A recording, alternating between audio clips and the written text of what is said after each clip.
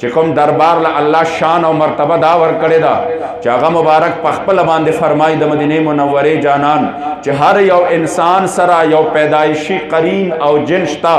شیطان شته، چې هغه شیطان د هغه د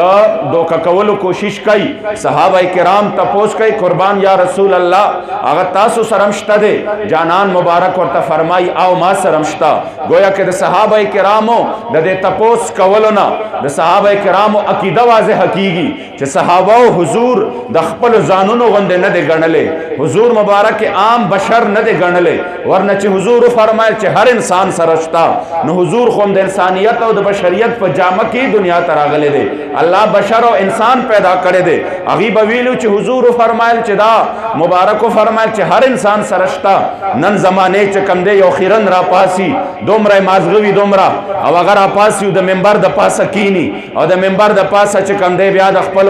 د خپل تقریر موضوع چې کوم دی انما انا بشر مثلکم یوحى الی لګیا وي خلکو ته بار بار دا حضور زما او ستا غوندې بشرو. الله قرآن کې وایي زما او ستا غوندې بشرو. الله قرآن کې زما او ستا غوندې نه دی راغلی، زما او ستا غوندې بشر وو، انسان وو، خو داسې انسان وو چې دا زمونږ ایمان او عقیده ده چې د حضور غوندې انسان نه الله پیدا کړی دی نه به الله پیدا کی. محبوب علیه الصلاۃ والسلام الله جل جلاله په ټولو انسانانو کې یکتا ذات پیدا کړی دی. ځکه فرمایي یا رسول الله تاسو سره نن خو د ټولو خبرو موضوع دا ده، افسوس خبره دا ده د حضور امتی به ځان ته وایي او چې منبر د پاسه کینی موضوع به دا شروع کی حضور سره دانو، حضور سره دانو، د فلانه ورځ علم ورسره نو، د سبا ورځ علم ورسره نو، تصرف نو، اختیار نو. افسوس خبره دا ده چې ځان ته به د حضور غلام وایي. یاد ساته عزتمندو په بې عیب او بې نقصان ذات کې به عیبونه او نقصانونه لټئ. تاسو نه یو تپوس کوم که دنیا کې یو سړی مجازي محبت وکړي نو په د مجازي محبت تقاضام دا ده چې انسان د چا سره مینه شي بیا د هغه عیوب ورته عیوب نه ښکاري. پوهېږئ دی باندې د هغه غلطۍ ورته غلطۍ نه ښکاري، د هغه چې کوم دی څه خطا ورته خطا نه ښکاري. اگر چې ټول مخلوق ته خطا ښکاري مګر هغه ته نه ښکاري. محبت شی داسې دی، محبت د شي ته اړندی او کڼیم دی چې یو سړی وایي زما د فلاني سیز سره محبت دی نو که هغه ډېر هم دغه وي خو ده ته به هغه ښه ښکاري، که هغه ډېر غلط کار هم کوي دی به وایي دا غلط نه دی. نو چې بیا چا دا دعوه ده چې زما د بې عیب او بې نقصان ذات سره محبت دی چې په کوم ذات کے عیبونو و نقصانونو تصورم پکی نشی کے دے. امام اہل سنت فرمائی تیرے تو وصف عیب تناہی سے ہے بری، حیران ہوں میرے شاہ میں کیا کیا کہوں تجھے، لیکن رضا نے ختم سخن اس پہ کر دیا، خالق کا بندہ خلق کا آقا کہوں تجھے. منگا حضرت عبدالرحمن بابا نہ تپوسو کو چی پختو کے دے مطلب صدے. عبدالرحمن بابا فرمائی خدے یہ مگنا بے شک اچ بندہ دے نور کل والا صفات دی پر اختیار. نو سچلو شی عزت مندو راپاسی او لگیا بشی دا حضور پشان کے حالان کے چتا یو زل دعوی داو کڑا چی زد حضور غلامم زمامین دا حضور مبارک سردا ستا پا خلبا نبیا دا موضوعانی جوڑی گی سنگا چتا دا دنیا دا یو محبت عام محبت تک آزام دادن حضور خو اللہ بے عیب و بے نقصانا چی چرتا دا چا اوصاف ختم شی. امام اہل سنت ناشنا اشارہ کرے دا چی دا چا اوصاف ختم شی پا کم زی باندے.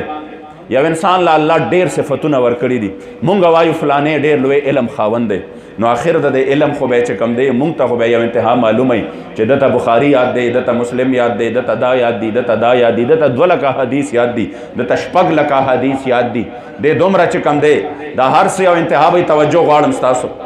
دا به دته خو یاد وي. همداسې به مونږ وایو چې دی چې کم دی په منطقو کې دله ډېر لوی الله مهارت ورکړی، صرف کې ورکړی، نحو کې ورکړی، کلام کې ورکړی دی، دا هر څه به مونږ ته یاد وي.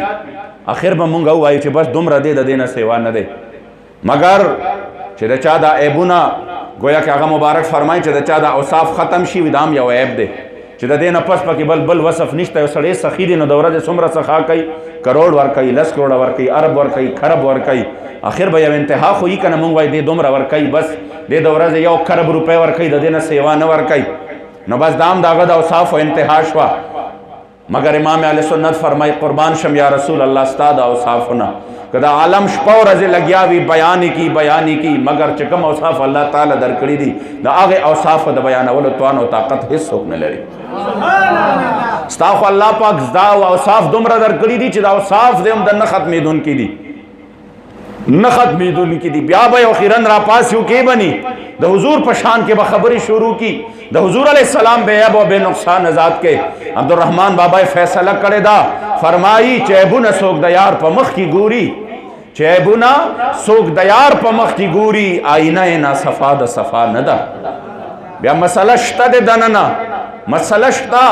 بیا داسې نه ده. الله کریم جل جلاله دې مونږ د دغه سه خلکو نه مساتی او داغي د گاوند نه دې الله مونږ وساتي، داغي د اورېدو نه دې الله پاک مونږ وساتي. چې کله د ځان د حضور په در کې خورې کو نو بیا خو بتا تا د حضور شان خلوې دی، د حضور علیہ السلام د در خورې بمتا تا د عاشق صادق نه تپوسو کا د حضرت حاجی محمد امین رحمت الله تعالی علینا اچ د مدینه منوره خوریم ګوري نو فرمایي تا ته چې خورې د فردوس تر ګل خل اخکاری نن د هغو لارو کوڅو کې تلل کوي زړګیا